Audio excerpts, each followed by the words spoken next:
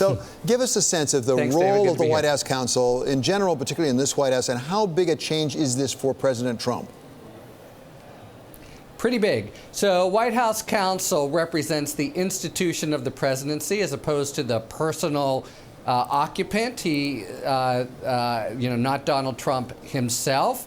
And McGahn, has been the guy who, on the one hand, has stewarded the sort of juggernaut of judicial nominations that have been probably the smoothest part of the White House operation, but is also there to generally protect the institution of the presidency. A little bit different from protecting Trump, and that accounts for his being somewhat arm's length from Trump in a couple important instances, like suggesting he not fire Mueller, maybe even saying he would resign if he did.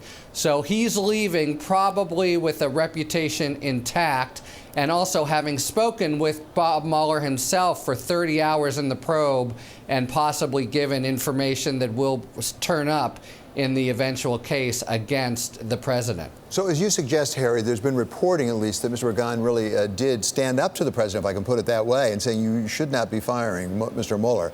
Do we think that may be the cause here of his stepping down? He's stepping down after something less than 2 years. Is that a fairly short period of time for White House counsel? It's about normal, so it's not unusually short. However, there's some speculation that that Trump's ire about Jeff Sessions may have figured in, and that in particular there's reports of infighting involving Ivanka and Jared. And it is odd that Trump himself was the one who announced McGahn's departure, and it was a surprise excuse me, to the White House counsel himself. But he had said and made clear that he was going to be leaving after the Kavanaugh nomination. It makes a lot of sense for him. He leaves relatively intact. And what's on the horizon, especially with a Democratic takeover of the House, should it happen, would be the sort of legal problems that could really beat up and bruise a White House counsel. So he's probably leaving at a propitious time for him. We know that Mr. McGahn had about 30 hours of interviews with the special counsel. Does him leaving mean that he could cooperate even more extensively with Mr. Mueller? I think he's done what he has to do. Mueller asked him to come. He showed up.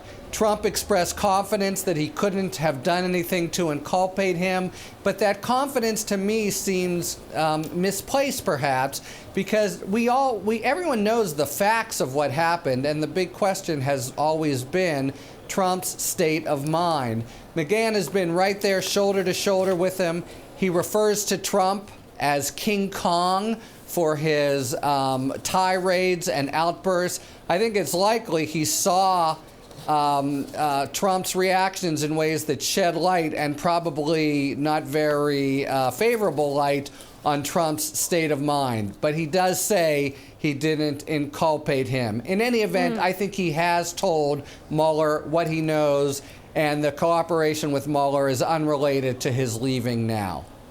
Okay, right now we're hearing from the president's lawyer, Mr. Giuliani, saying that the Mueller probe is a public investigation, that you have to have a public defense. In your view, how much of the Mueller probe is a legal battle rather than a public relations battle? I mean, I think so far they've treated it as a public relations battle, to the real prejudice of the legal battle that may be coming. They're banking on the notion that the only thing that can happen would be a report, and that it would all be fought in the court of public opinion, and Trump just has to hold on to his 40% or so of the base, which seems to be freezing the linebackers up on the Hill. But there's some really, really important legal issues on the horizon, starting with the possibility of subpoenaing Trump.